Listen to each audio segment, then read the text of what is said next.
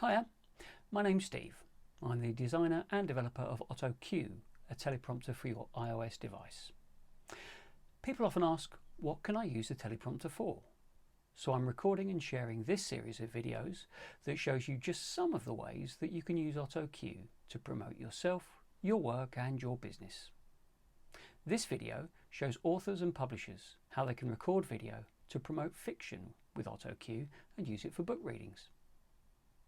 Thanks for watching. I hope you find this heads up useful. See ya.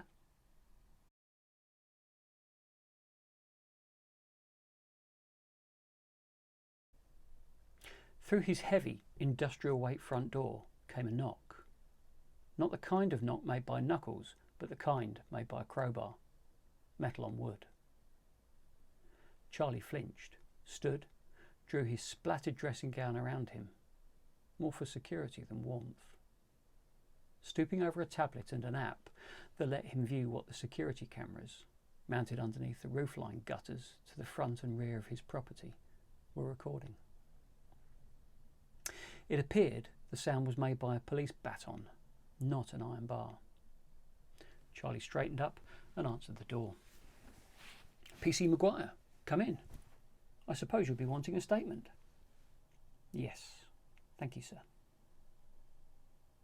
Charlie threw her a questioning look. This visit wasn't social. Peterson was still a suspect, and PC Maguire wasn't about to get on first-name terms. She hesitated slightly.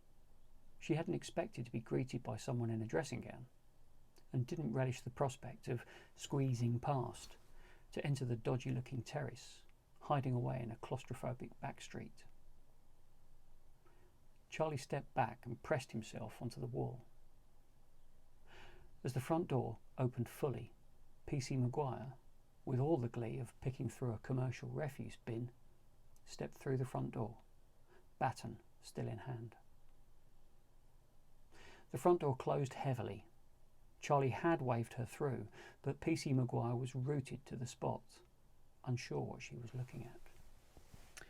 Charlie recognised the reaction and brushed past his stab vest-clad houseguest and walked towards the kitchen. Coffee?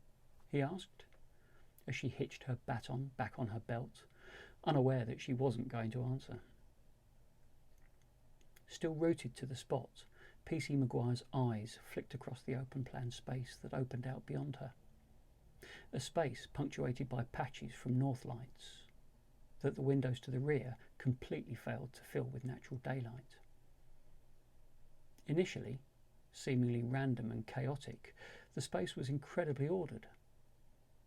Slow, rhythmic steps carried her into the TARDIS-like space. What struck her most wasn't the apparent bare brick carcass, but the Mark II Mini Cooper, parked in what should have been the lounge to her right. Around the car, deliberately placed, was an assortment of automotive components that she assumed once were affixed inside or onto the car. Behind the car, Dexian racks of books made for a pleasing backdrop. There was no TV that she could see, no pictures on the wall, no soft furnishings, other than a set of 4 brown leather sofas, cast-offs from the bar, set at a respectful distance to the front, rear, offside and near side. The Mini was meant to be looked at, studied. Her eyes looked ahead once again, and she was greeted by the sight of a private investigator, coming into focus, out from the gloom, holding 2 mugs of coffee, like a post-apocalyptic Noel Coward. I'm sorry, I don't have any milk, so the coffee's black, Charlie ventured. You see, it's normally just me here. You don't say, PC Maguire replied, as if sarcasm was an accepted substitute for milk. Charlie drew back a chair at the kitchen table. Would you like to sit down?